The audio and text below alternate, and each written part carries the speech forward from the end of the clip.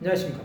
오늘은 베드로후서 2장 4절에서 6절의 말씀으로 거짓 선지자들과 거짓 선생들 두 번째라는 제목으로 하나님의 말씀을 나누고자 합니다.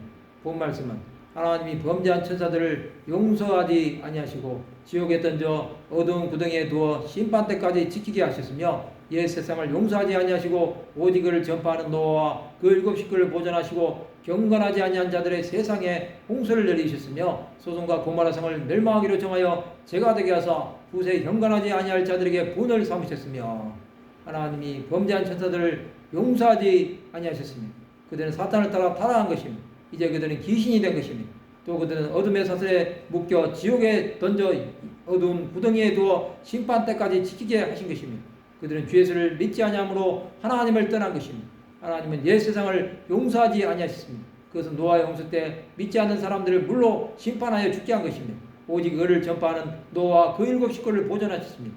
노아는 하나님의 뜻을 행함으로 100년 동안 방주를 지었습니다. 그들은 노아의 홍수 때 하나님의 심판에서 구원함을 받은 것입니다. 경건하지 아니한 자들의 세상에 홍수를 내리셨습니다. 이 당시의 사람들은 하나님을 찾지 않았습니다. 그들은 하나님의 아들들이 사람의 딸들의 아름다움을 보고 자기들이 좋아하는 모든 여자를 아내로 삼은 것입니다. 하나님은 홍수를 내리심으로 다 쓸어버리신 것입니다. 홍수의 하나님은 셈, 함, 야벳을 통해서 세상에 널리 퍼지게 하신 것입니다. 또 소돔과 고모라 성을 멸망하기로 정하셨습니다. 하나님은 롯과 두 딸을 그곳에서 구원하셨습니다. 그러나 노세 하나는 뒤를 돌아보다가 소금기둥이 되어버린 것입니다. 하나님은 소돔과 고모라를 죄가 되게 하셨습니다. 소돔과 고모라는 유황불을 내리셔서 심판하신 것입니다. 후세 경건하지 아니한 자들에게 본을 삼으셨습니다. 하나님의 것을 본으로 삼으셔서 수많은 사람들에게 깨닫게 하신 것입니다. 우리는 하나님의 진노를 받는 사람들이 되지 말아야 합니다. 하나님은 우리가 끝까지 주 예수를 따라가는 사람들이 되기를 원하시는 것입니다. 하나님의 은혜를 잊기 위해서는 하나님의 뜻을 따라 살아가야 하는 것입니다. 하나님께서 붙잡으시는 사람들은 세상의 것에 물들지 아니하는 것입니다. 우리는 하나님의 심판에서 자유하는 사람들이 되었습니다. 그것은 예수 그리스도의 보배로운 피로 된 것입니다. 세상이 우리를 버리더라도 우리는 주 예수를 따라가야 합니다.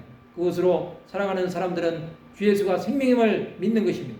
예수 안에 생명이 있고 예수 안에 소망이 있습니다.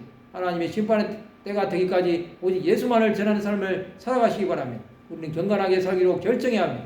이것은 우리가 주 예수를 위해 생명을 드릴 때 하나님의 함께 하심이 있을 것입니다. 이 땅의 시간이 오직 하나님 나라와 영광을 위한 시간이 되시기 바랍니다.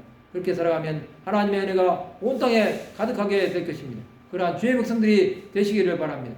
말씀을 마치고자 합니다. 하나님의 심판의 날을 벗어나서 의에 가는 하나님의 백성들이 되시기를 주님의 이름으로 축원합니다.